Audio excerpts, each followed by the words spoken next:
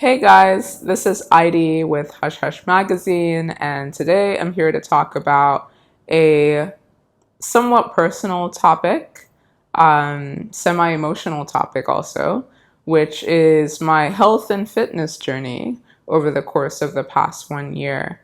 I want to talk a bit about where I started about a year ago, a little over a year ago, and all the phases and steps I pretty much had to go through to get to where I am today, which is that I lost over 30 pounds.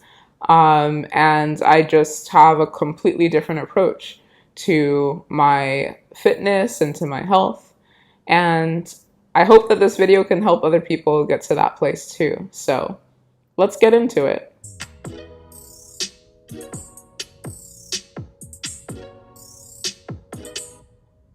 So I'll connect the video that I posted about a year ago for those who didn't watch it or just want to jog their memory.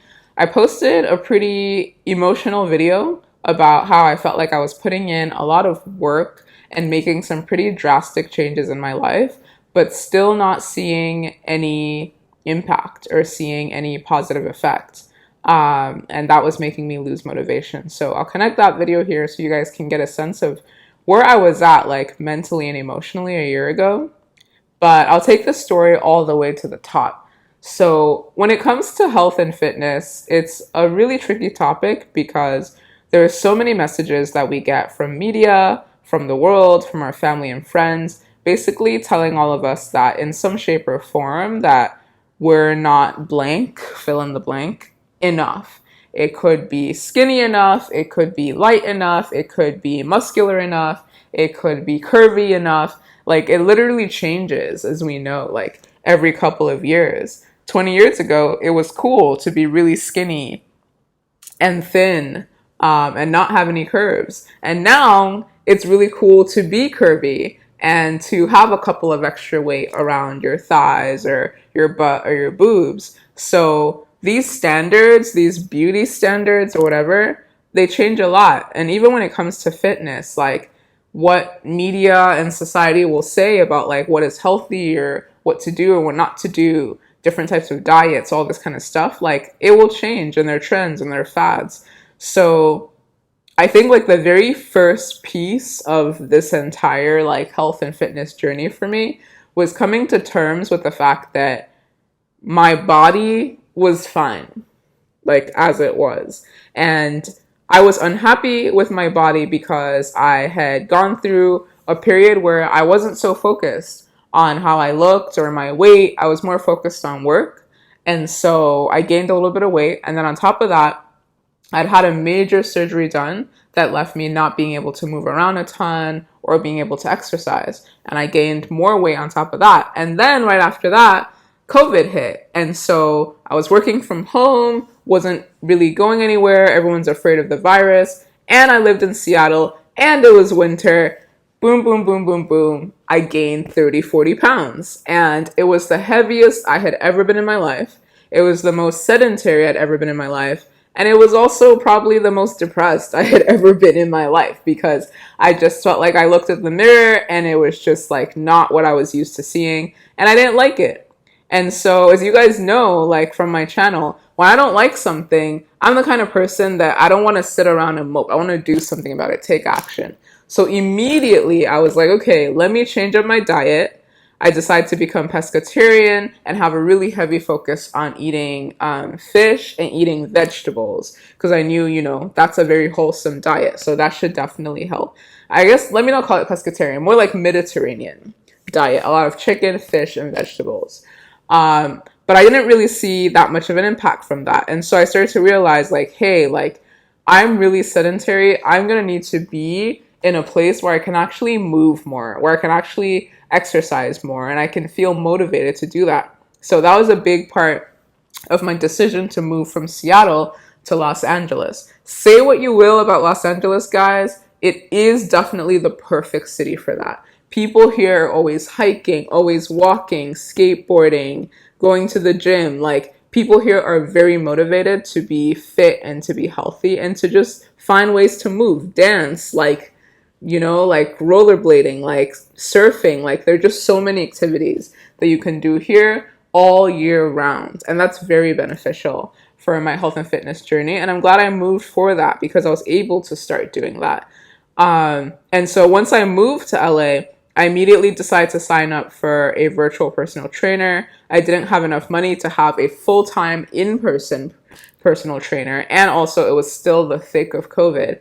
And so I went with a virtual one. And that was really good because they helped me kind of get the idea of consistency being a big part of this health and fitness journey, and becoming good at that and training my body to get into that. And so we started simple. It was just with like, can you walk for 20 minutes 3 times a week, every week? And when I first got that challenge, it was kind of like, my initial thought wasn't like, yay, this sounds great. Like I was someone, and in some ways I'm still kind of someone who does not enjoy walking. It wasn't something I enjoyed doing. It wasn't something I saw as fun or exciting or interesting or anything. So it was just like, okay, I got to do this thing that I don't really like 3 times a week consistently.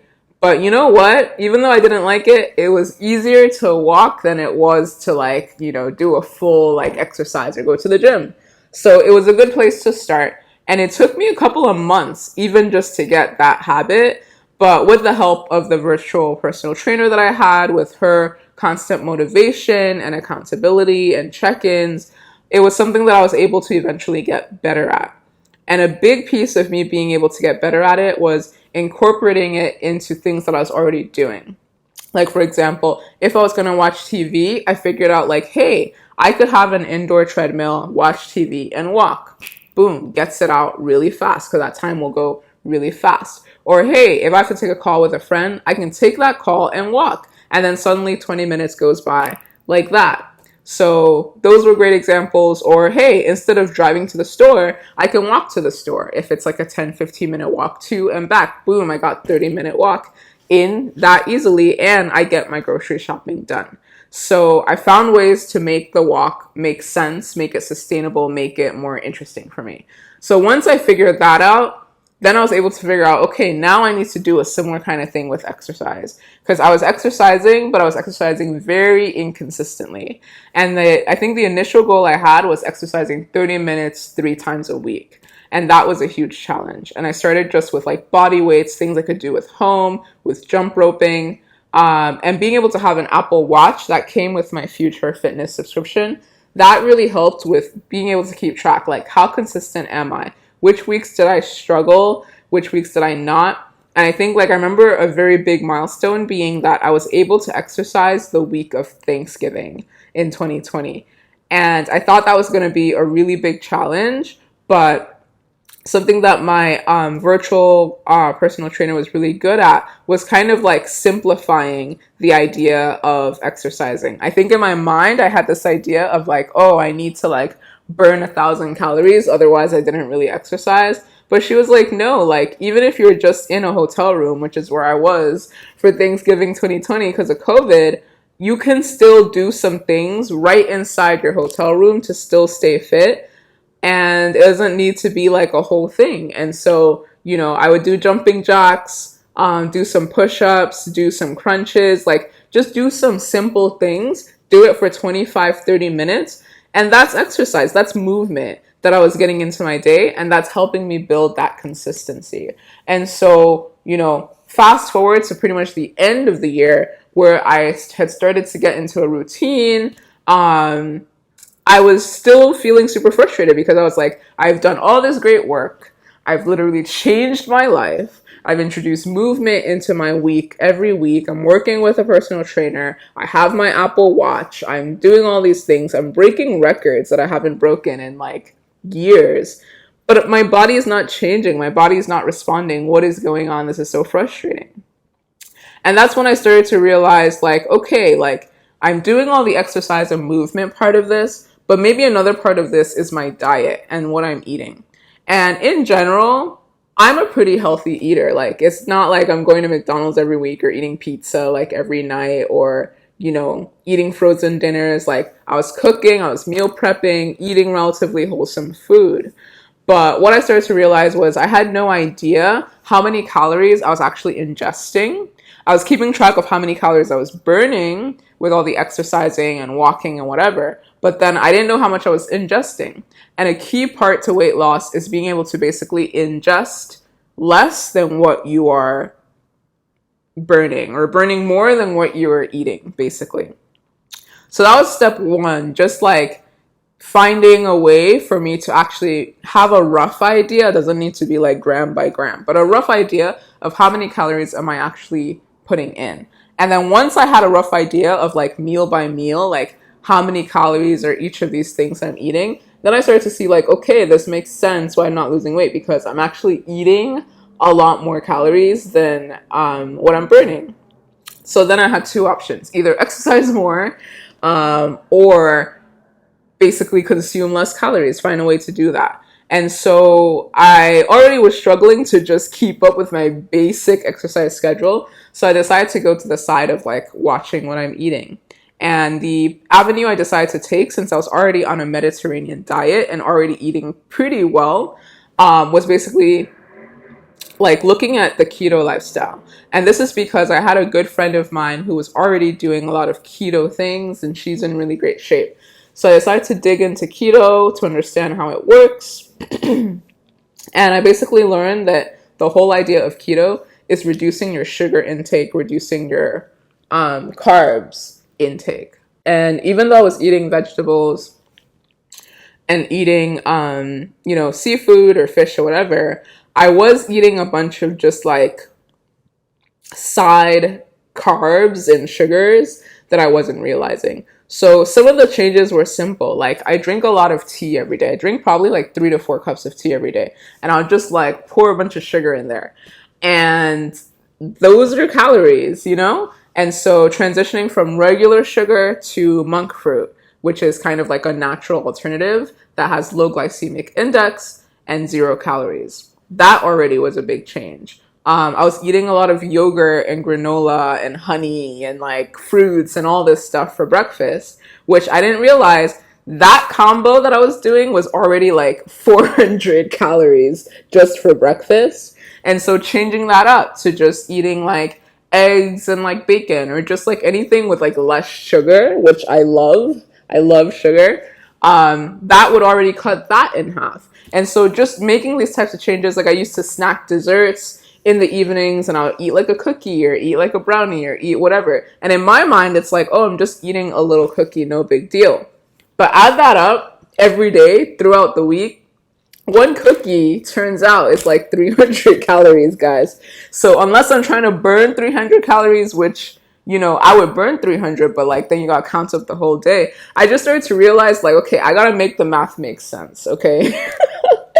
And so being more conscious of that made a huge difference. And I would say about 3 to 4 months into my, keto adjusted lifestyle. And again, I wouldn't say that I went completely keto, because, I was still doing things here and there, eating carbs there and there. It wasn't like no carbs at all, but like putting in a really strong concerted effort to keep track of how many carbs and how much sugar I'm eating, and trying to find replacements for some of the things, like for pizza, using cauliflower crust, or for rice, using rice cauliflower, just like things here and there that would not only just like reduce the carbs and reduce the sugar, but also like replace it with vegetables. That made a huge difference. And within 3-4 months coming into 2021, I could see like the benefits, like between the exercise and then changes in my diet. I really did start to lose weight. I started to see the pounds come off.